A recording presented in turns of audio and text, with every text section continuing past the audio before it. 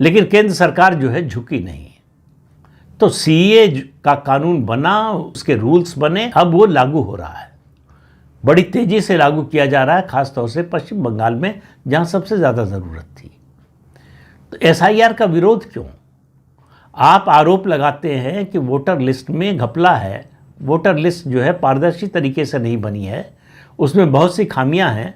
ये एसआईआर उसी को संशोधित करने या उसी को परिष्कृत करने की एक प्रक्रिया है। आप उसका भी विरोध कर रहे हैं, लेकिन आप बोल कुछ रहे हैं, आपका इरादा कुछ है। इसके पीछे दो इरादे हैं। एक, घुसपैठियों की रक्षा करना, जो इस देश के नागरिक नहीं हैं उनको बचाना, उनको जो है मतदाता सूची में उनका नाम बनाए रखना, क्योंकि वो आपके जनाधार का बड़ा हिस्सा है, आपको सत्ता में लाने में मदद करते हैं, आपके लिए अराजकता फैलाते हैं, आपके लिए दंगा कराते हैं, आपके लिए हिंसा कराते हैं। इसलिए आपको उनकी ज़रूरत है और आप उनकी ओर से बिल्कुल निश्चिंत है कि वो कभी भारतीय जनता पार्टी को वोट नहीं देंगे। तो एक भारतीय जनता पार्टी विरोधी मतदाता वर्ग जो है आपने तैयार कर लिया है, जो इस देश का नागरिक ही नहीं है।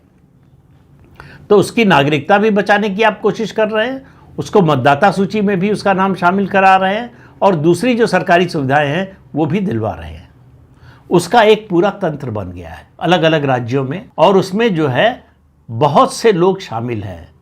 इस तंत्र की एक लंबी कड़ी है जिसमें राशन कार्ड बनवाना, आधार कार्ड बनवाना फर्जी, और उसके अलावा मतदाता सूची में नाम जुड़वाना, ये सब एक संगठित तरीके से होता है।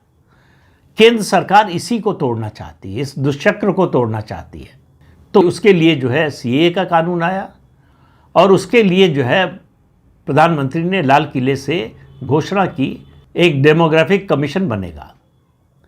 इस घुसपैठ के जरिए देश की डेमोग्राफी बदलने की कोशिश हो रही है, देश की जनसांख्यिकी बदलने की कोशिश हो रही है, हिंदुओं को यहाँ माइनॉरिटी बनाने की कोशिश हो रही है, उनकी संख्या घटाने, और मुसलमानों और ईसाइयों की संख्या बढ़ाने की कोशिश हो रही है।